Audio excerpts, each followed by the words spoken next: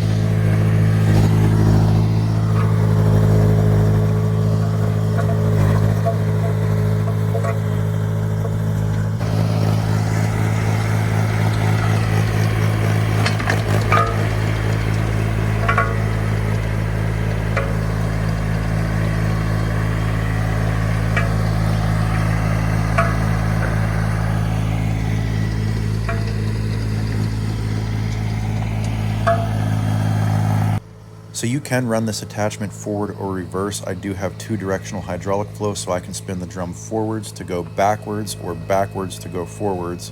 And I just find that it's easier and does a nicer job when you run it going backwards, because the drum has more of a tendency to want to float on top of the ground because you're pulling it rather than pushing it, where it could want to try to bite in a little bit. But you can see here for this very last pass, I do flip it around and run it forwards. But I'm curious, any of you guys that run these things more professionally with a full-size skid loader, do you like to pull the drum or push the drum?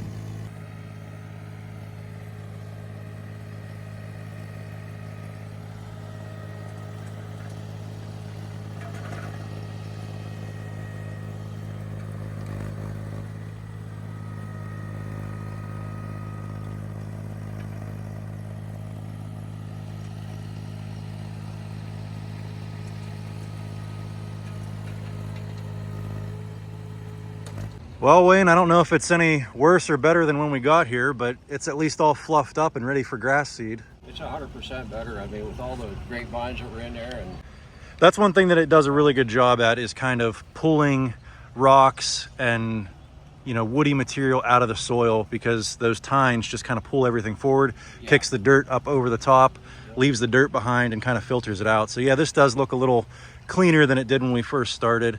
I obviously have some room for improvement as an operator at getting better at running it, but I think for my first time, there is a little bit of a learning curve, trying to make sure that you're not digging too deep, you're not, you know, too high. You want to make sure that this thing is engaging the ground at all times and not just floating up in the air. So you have to finesse it a little bit. So I've got some learning to do on it and to get better at it, but I think for my first time, this came out pretty good and is ready for grass seed. I think you might have a little bit of hand raking to do to come in here and finish this up, but there's not much at all. I got a few rocks to pick out here and there, and that stuff just like powder now. yeah, I think it'll grow the grass seed pretty good. I'll get some mulch on it tomorrow, and you should put some clover in here for the deer. Make a little food plot. I ate enough of myself. I don't need to draw them in anymore. Trying to keep them out of here. But yeah, so this is the WIFO power rake for the mini skid. It has, you know, your regular supply and return hydraulic hoses. It does have a K-string on it, and then it has have a hydraulic angle on it as well. And what powers that is there is just a little electrical box here with a switch, left and right. And in order to actuate that, it steals hydraulic flow from the hydraulic running to run the drum. So you can't just, this isn't just electronic. You can't just run this like this. You have to have your hydraulic flow onto the drum in order to pivot left and right. When we first got it, that was something Doug and I kind of pondered over for about 5 or 10 minutes, and we're like, how come the pivot isn't working? And that's because you had to have the drum on at the same time. So yeah, overall, I think this thing does a great job. I think this little setup here could be a nice little money maker on the side. Granted, you know, you're not gonna be putting in a 1 or 2 acre yard with this, but for little jobs like this, or doing some gravel driveways or something, I think this could be a handy tool to have. Anyways, guys, that's going to wrap this one up. Big thank you to neighbor Wayne for letting me come over here and use this as a training grounds to get better with this machine. Hope you guys enjoyed this one. If you did, give me a big thumbs up, click that subscribe button, and we'll catch you on the next one. Thanks for watching.